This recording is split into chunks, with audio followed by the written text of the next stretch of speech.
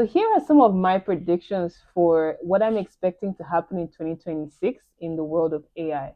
First of all, it's the year of agents. Now, we've already had agents since 2025, but I think that they are now starting to gain so much trust and predictability that we'll see much more orchestration of agents in 2026. For those of you watching who don't know what an agent is, think of it as an autonomous AI system that can act independently of your instructions. So with typical AI like ChatGPT and others, you would have to put your prompts and then expect feedback and then iteratively create your idea with the AI system. But with agents, the agent does the decision making on your behalf. What your responsibility is to tell the agent your goal and your targets, and the agent is able to make the decisions in between to arrive at that goal.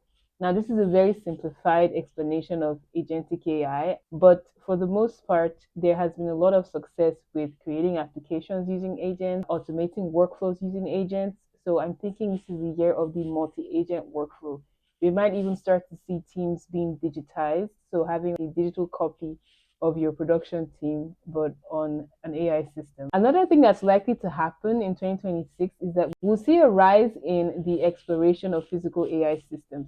Now, in architecture, there's been an explosion of people experimenting with mycelium and biomimicry in architecture. So there's all of these people researching ways to use biological material to create physical systems that are intelligent. Now, this is very different from AI as we know it when it comes to the large language model and the diffusion model and all those kinds of things. But I think that for the built industry, we will start to see more people experimenting with physical AI systems. So we already have building management systems that will check your heating and cooling and your power usage. Maybe there starts to be a way to automate the experience of your space using AI that is more convenient and comfortable.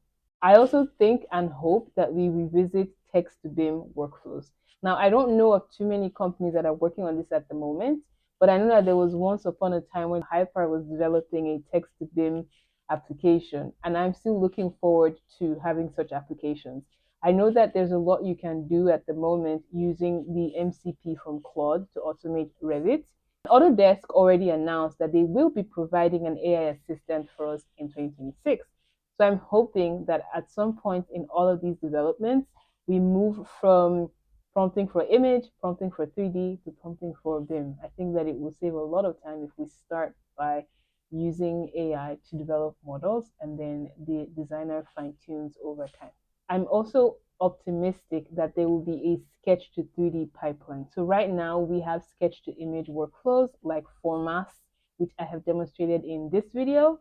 And I'm hoping that someone comes up with a way to actually sketch to 3D and not 3D mesh like Meshy AI, but 3D BIM. I would want to see a day where some of the older professionals in architecture are able to return back to working hands-on with the production team because they're able to sketch and see their models live. There was a knowledge drift point where certain professionals who were not carried along in the BIM revolution were left behind.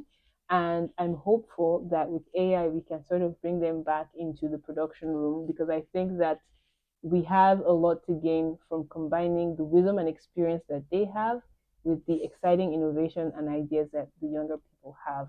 So these are my predictions for 2026. What do you think will happen with AI in 2026? I'm curious to hear from you. And if I missed any that has already been talked about, please put in the comments and we can discuss it.